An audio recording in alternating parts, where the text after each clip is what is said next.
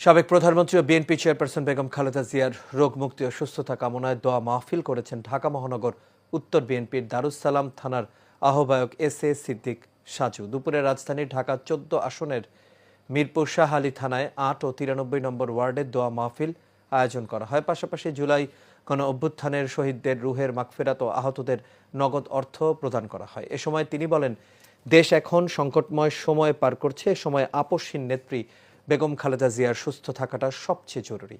দোয়া ও মিলাদ মাহফিলে উপস্থিত ছিলেন ঢাকা ১৪ আসনের বিএনপির অঙ্গ ও সহযোগী সংগঠনের নেতাকর্মীরা।